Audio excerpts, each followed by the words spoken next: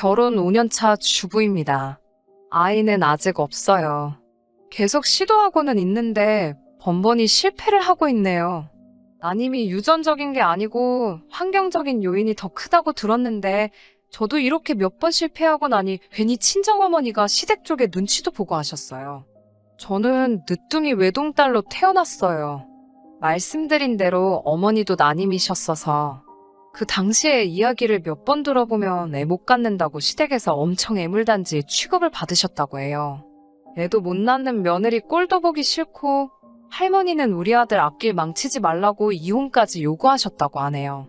새벽에 연탄불에 물 부어서 일부러 불 꺼트려 놓고 애도 못 낳는 게 연탄 관리도 못한다고 부직행위로 엄마를 때리기도 했대요. 아버지는 그날 일로 시댁하고 연까지 끊으셨다고 해요. 그렇게 두 사람이서 아무것도 없이 서울로 올라오셔서 반지하방 전전하며 안 해본 일 없이 사셨다고 합니다. 그리고 뒤늦게 제가 태어나게 된 거고요. 임신 소식 듣고 시댁에서 연락을 해왔는데 딸이란 거 알고 나서는 또 저를 지우라고까지 난리도 아니었다고 합니다. 아무튼 그렇게 두 분은 저 키우면서 고생도 많이 하셨고 대부분 그 당시에 상경에서 서울에 정착하신 분들이 그렇듯 한 곳에 자리 잡고 사시면서 돈 모아 집 조금씩 넓혀가는 재미로 사셨다고 합니다. 반지하에서 빌라로, 빌라에서 아파트로, 아파트에서 아파트로 이런 식으로 말이에요.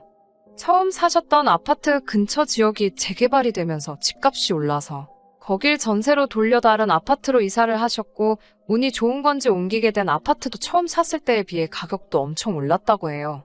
고생하신 저희 부모님, 제가 꼭 효도해서 호강시켜드리고 싶었는데 제가 대학 졸업하고 취직하자마자 아버지는 대장암 3기 진단을 받으셨습니다. 완치율이 그나마 높은 편이라고 들었는데 아버지 치료받으시면서 우리 딸 줘야 하는데 아빠가 병원비로 다 쓴다고 미안해하고는 하셨어요. 그래서 그런가 완치율이 높았던 암이었는데도 제 결혼식도 못 보시고 제가 결혼 준비하던 도중에 돌아가셨어요. 나이도 워낙 있으셨고 치료도 힘들어 하셨으니 어머니는 차라리 잘 된 거라고 하셨어요. 거동이 불편하시니 결혼식 날 신부 입장할 때 제대로 걷지도 못하면 그게 더한이 되었을 거라고. 두 분이 금술이 좋으셨어서 그런가 아버지 돌아가시고부터 눈에 띌 정도로 어머니도 몸이 많이 약해지셨습니다. 그렇게 시름시름 앓으시다가 작년 추석 연휴가 시작되기 전에 친정어머니가 돌아가셨어요. 그래도 얼마나 다행인가요?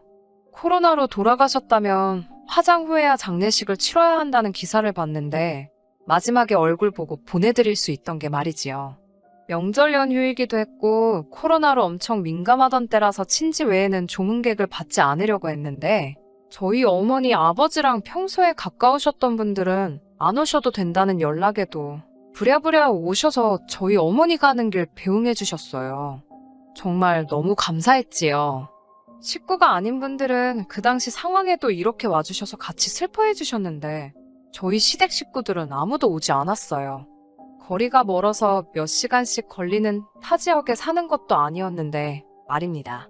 저희 아버지 살아계실 때 항암제 투석 받으시면서도 그 당시에는 결혼한 사이도 아니었는데 사돈 되실 분 마지막 가는 길 배웅해드리는 게 도리지 아니겠냐며 예비 시아버지 발인날까지도 참석하셨었는데 시어머니는 얼굴 한번 비추지 않으시고 제 계좌로 10만 원 보내놓으셨더라고요. 제사 앞두고 조문 가는 거 아니라고요. 추석은 제사 지내는 게 아니라 차례 지내는 거잖아요. 차라리 솔직하게 코로나 때문에 못 가겠다 하셨다면 제가 이렇게까지 서운하지는 않았을 것 같아요. 시어머니 저희 어머니보다 12살 어리시고 건강하십니다. 사람 마음이라는 게 참 그런 게 사실 못 오신 이유가 참 이해가 가지만서도 그래도 계속 안 오셨다는 사실을 곱씹게 되고 서운해지고 그러더라고요. 결국에는 그 서운함이 남편에게 폭발하게 되더라고요.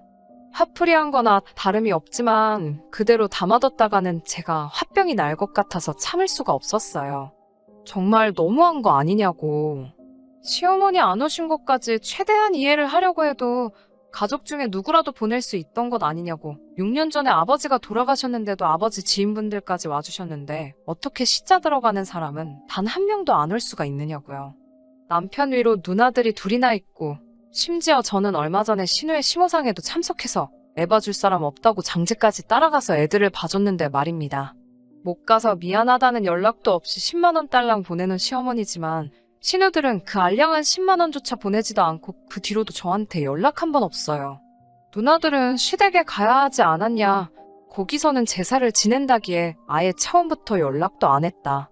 제사 전에 장례식장 가는 거 아닌 거 알고 있지 않느냐 하면서 꼴에 지네 가족이라고 지 가족들이 잘못한 거 없다고 편을 들어주더라고요.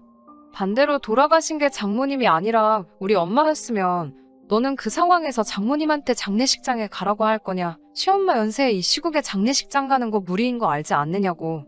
무슨 줄초상 낼 일 있냐고 화를 내더라고요. 그러고서는 오히려 시어머니가 저한테 화가 나셨다는 어이없는 소리를 하더군요. 추석 때 못 찾아뵈서 죄송하다. 장례식은 잘 끝냈다. 연락 한 통 없었다고. 저야말로 기본이 안 되어 있는 것 아니냐고 하면서 말입니다. 그 말에 정말 오만정남이가 다 떨어지더라고요. 너 같으면 내 상황에 먼저 연락을 드렸을 수 있었겠냐라고 따지니 그렇게 속이 좁아 터져가지고 사람 어디 쓰겠냐고. 자기가 상주 역할 안 했냐. 그거 해줬으면 됐지. 우리 가족들까지 이 시국에 우르르 몰려와서 같이 슬퍼해준다고 뭐가 달라지냐. 돌아가신 장모님도 이 시국에 시댁 식구들까지 몰려온 거 보면 가는 길 편치 않았을 거다 하면서 더 말하기도 싫다고 방으로 들어가 버렸어요. 저도 제가 시댁 식구들한테 서운했던 마음 남편에게 풀려고 한 거 잘한 일 아닌 거 압니다. 단지 제가 남편에게 많은 거 바란 것도 아니고 그냥 저 다독여주면서 미안하다 가족들을 대신해서 내가 사과하겠다 한마디만 해줬으면 저한테도 많은 위로가 되었을 텐데 끝까지 미안하단 말 한마디 없이 오히려 제가 잘못했다고 쏘아붙이고 있으니 정말 많은 생각이 드네요. 여태까지 연애 3년에 결혼 5년 8년 동안 함께한 사람이 이 정도밖에 안 되는 사람이었나 생각도 들고 시모가 평소에도 아들, 딸 사위가 잘해줘서 살맛이 난다고 말할 때마다 며느리는 쏙 빼놓고 말할 때도 왜 며느리는 빼놓냐고 제 편을 들어주던 모습은 온데간데 없고 지들 가족만 챙기고 있는 모습을 보니 후회가 막심하네요. 아무리 속으로 참고 또 참아보려고 했지만 더 이상 견딜 수가 없네요. 지난번에 친정어머니 장례식에 10만 원만 보내놓고 코빼기도 안 비친 시댁 식구들 사연 보냈던 사람입니다. 이렇게 오랜만에 후기를 보내드려요. 안 그래도 많은 생각을 하고 이혼까지도 할까 말까 고민을 하고 있었는데 시댁 쪽에서 알아서 먼저 이혼해달라고 쐐기를 박아주네요. 아무래도 그때 제사 앞두고 장례식 하면 안 된다고 했던 말이 그때 지낸 제사가 하루빨리 남편을 시어머니 품으로 반품시켜달라는 제사였나 봅니다. 더 이상 남편에게 제 서운한 마음 풀어봐야 남편 놈이 남이 편 들고 있는 소리만 들어야 하고 계속 말해야 하니 내 입만 아프고 그 꼴 보고 있자니 내 마음만 상하는 일이라 저도 다 포기하기로 했었습니다. 남편 말대로 남편이 상주 노릇도 해주고 다른 시댁 식구들은 몰라도 적어도 이놈 하나만큼은 제 곁에 있어줬으니 그걸로 위안 삼고 말아야겠다 했어요. 진짜 장례식 날 오셨다고 한들 제가 그렇게 감사하지도 않았겠다고 스스로 자기 최면을 하면서 그날 일을 잊어보려고 노력했습니다. 그런데 몇 일이 지나고 나서 평소에 연락 한 번도 없던 신우들이 저한테 괜찮냐고 연락을 해왔어요. 장례식 날 때만이 아니라 평소에도 말 그대로 명절날 때 안 맞으면 얼굴 한번 못 보고 한 해를 넘길 때가 허다할 정도로 남보다도 더 멀게 지내는 신우들이었거든요. 정말 개인적인 연락은 꿈도 꾸지 못할 정도로 시댁 식구들 중에서도 가장 거리감 있던 신우들이 이제 와서 저한테 연락을 해왔네요. 괜찮냐? 마음은 어떠냐 하면서 연락을 해오는데 이 사람들이 뭘 잘못 먹었나? 갑자기 왜 그러는지 그 속을 저는 이해할 수 없었죠. 차라리 저한테 장례식, 추석 이후 연락 한 번 없었다고 기분 나빠하신 시어머니가 제게 연락을 했으면 했겠지. 이 사람들이 해올 줄은 꿈에도 상상을 못했어요. 힘들었겠다며 저보고 아무리 힘들어도 잘 추스러야지. 마음속에 짐이 있으면 들어설 아이도 안 생긴다 이러면서 언제부터 저를 그렇게 위해줬다고 제 걱정을 해주기 시작했어요. 그래도 그게 내심 기분이 나쁘지만은 않았어요. 저는 속으로 남편이 그때 저한테 말은 그렇게 했어도 자기 가족들한테는 사람이 그러면 안 된다고 뭐라 한마디씩 한 줄 알았습니다. 이렇게 해줄 거면 애초에 말을 그렇게 해서 싸움을 만들고 그랬는지 싶을 정도로요. 그날 저녁에 맛있는 것도 해주고 나름 싱글벙글해 있었는데 그런데 신우들이 저에게 연락을 해온 데에는 엄청난 꿍꿍이가 있었네요. 지난 설날이었습니다. 이제 가야 할 친정도 없으니 시댁에서 시간을 보내고 있었어요. 신우들이 자기들 시댁 다녀왔다가 친정으로 오게 된 날이었지요. 신우들이 저한테 그렇게 반갑게 인사한 적은 여태껏 5년 결혼 생활 해오면서 한 번도 없었습니다. 저녁 식사가 끝나고 뒷정리를 하려는데 신우들이 앞다투어서 자기들이 하겠다고 저보고 쉬라고 하더라고요. 그때부터 뭔가 낌새가 이상했어요. 이럴 사람들이 아닌데 말이지요. 평소에 친정 와서는 손 하나 까딱 안 하던 신우들이 과일까지 내오고 나서 온 가족이 모인 자리에서 저한테 잘해준 꿍꿍이가 무언지 알게 되었습니다. 친정어머니께서 가지고 계시던 서울 소재의 아파트 2채. 사실 하나는 전세를 주고 있는 거라 엄밀히 따지면 한 채 반이기는 해요. 그런데 그 이야기를 꺼내기 시작하면서 어떻게 되었냐고 물으시더군요. 그 집들은 2개 다 제가 상속받게 되었고 하나는 살고 계시는 분 전세로 아직 살고 계신다고 말씀드렸어요. 위치가 어디냐고 물으시더니 하나는 첫째 신우가, 하나는 둘째 신우가 살면 딱 좋겠다고 하시네요. 사위들 출근하기에도 위치가 딱 좋다고 신우들은 서울에는 아파트가 없고 다 경기도권에서 살림들을 차렸거든요.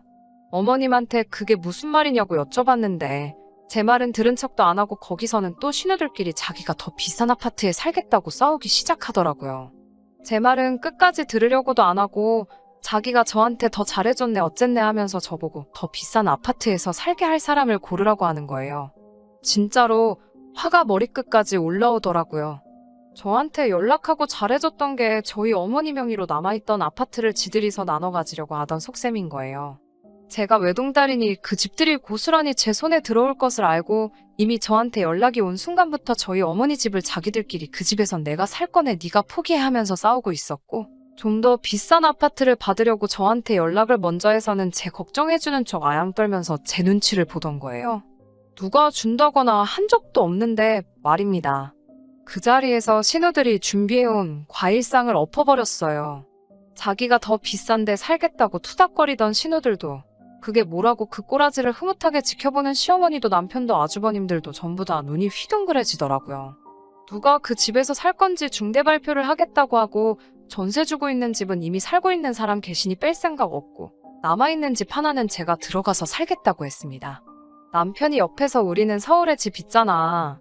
그럼 그거 팔아서 누나들 반씩 나눠주면 어떠냐고 한술 더 터서 헛소리를 떠들고 있더라고요. 그대로 곧바로 과일 담겨있던 쟁반을 들어서 남편 정수리에 꽂아버렸어요.